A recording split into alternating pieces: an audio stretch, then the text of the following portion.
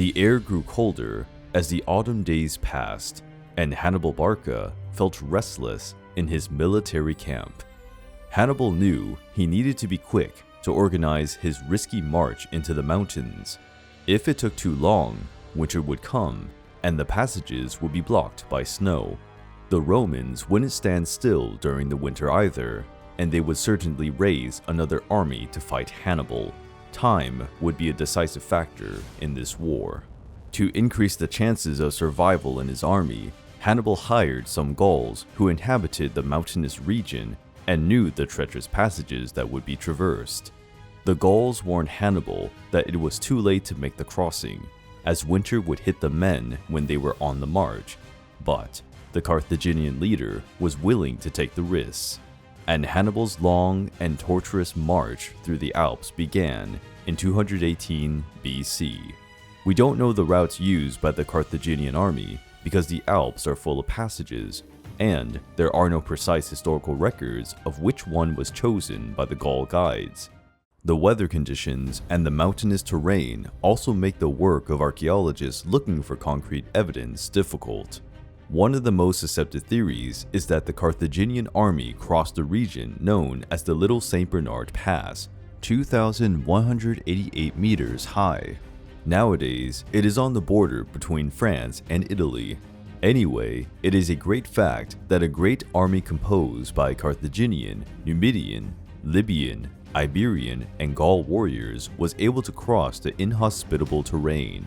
Besides the soldiers, there were hundreds of combat animals and cargo to carry the army supplies, such as food and material for the camps. But there was another danger in the mountains. Although the alpine terrain was not conducive to the proliferation of life, some hostile Gaul tribes inhabited the lower, flatter regions of the mountains. Hannibal's army fell into an ambush by one of these tribes during the march. It suffered great losses, mainly cargo animals, as the mountain barbarians wanted to steal the weapons and armor carried. They were attacked by the tribe of the Cavares. Hannibal was able to quickly organize a line of defense and drove the enemies away, but that episode shook the morale of the Carthaginian army. 5 months had passed since Hannibal had left the Iberian Peninsula for Rome, and now many of his soldiers were dying in the Alps from fatigue, cold, hunger, and disease. It was late October, and snow was constantly falling on the army, and the situation was not good for Hannibal. To motivate his soldiers, Hannibal used his oratory talent and convinced his men that they were already close to the Padane Plain, a region to the west and east of Italy where the River Po passes. Motivated by the need to keep moving and the hope of quickly reaching flat ground, the soldiers continued their march, but the difficulties were still far from over. Many passages were blocked by large rocks or snow slides. Faced with this enormous challenge, Hannibal will have said one of his most famous phrases, "I shall either find a way or make one." Proving his genius, Hannibal ordered the soldiers to build great fires under the rocks and pour many liters of vinegar or wine on top.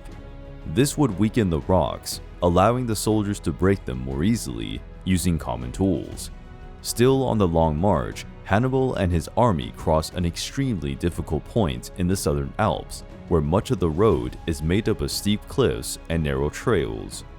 Many men and animals lost their balance and fell to their deaths amidst sharp rocks and freezing snow. After 16 endless days for the Carthaginian army, they finally reached the north of the Italian peninsula. But Hannibal and his soldiers had paid a high price for their passage through the Alps, losing almost half of their troops due to harsh weather conditions. An estimated 33,000 people died, including soldiers, horses, elephants, and pack mules. Hannibal organized a camp on the Padane Plain, where he allowed his soldiers to have a well-deserved rest. But he knew that the Romans quickly learned of his location and sent emissaries to seek new allies among the Gaul tribes of the region. Because they were closer to Rome, the Gaul tribes of the Padane Plain were forced to live under Roman rule. paying taxes and obeying the demands of their more powerful neighbors. This caused great discontent among the Gauls, and many began to join Hannibal's army. When the Romans were informed of the position of the Carthaginian army at the gates of Rome, they panicked because of the surprise. The Romans had lost track of Hannibal since he had changed his route towards the Rhone River.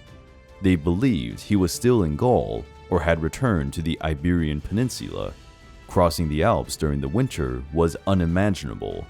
It was considered madness by most military commanders, but not for Hannibal Barca, who had now reached Italian soil.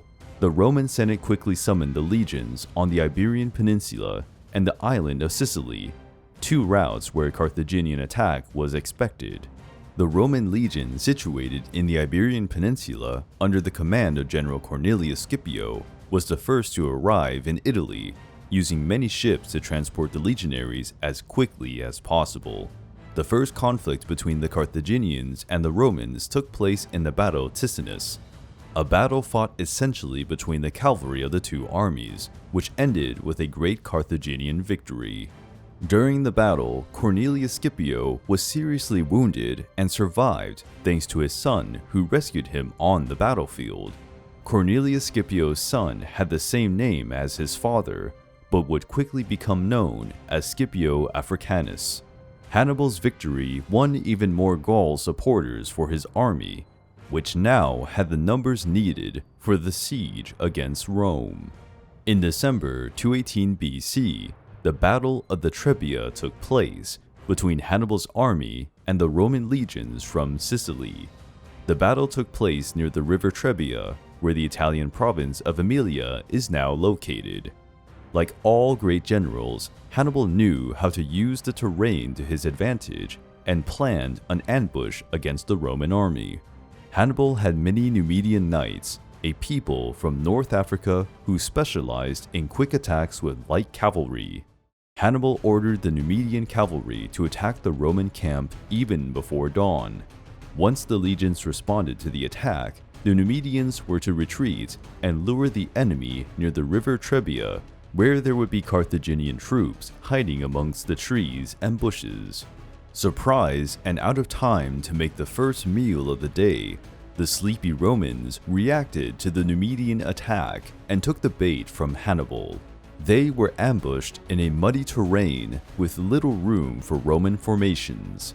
Some Roman troops tried to cross the river to reach Hannibal's camp, but the water made it difficult to move, and they became easy targets for the Carthaginian slingers and spearmen. The Roman army retreated to Hannibal's superior strategy, and the survivors fled in disarray, spreading the word that they were facing an unusual and extremely dangerous enemy. News of the Carthaginian victory did not take long to reach Rome, where fear spread rapidly among the population. But the Battle of the Trebia also had a price on Hannibal. After the battle, the Carthaginian army marched in a kind of pestilent swamp, which made many soldiers sick. Even Hannibal fell victim to a terrible infection in his right eye. Reports say that Hannibal was suffering from fever and pain, and that his eye was almost blind. Hannibal removed the damaged tissue and burnt it at the stake, a gesture that was seen with great admiration by his followers. There were several conflicts between the Carthaginian and Roman forces. Hannibal won the battles without suffering great loss, as in the Battle of Lake Trasimeno in the spring of 217 BC. Hannibal slowly advanced his army through Italian territory, but the Roman resistance was admirable. The war between Rome and Carthage was far from over.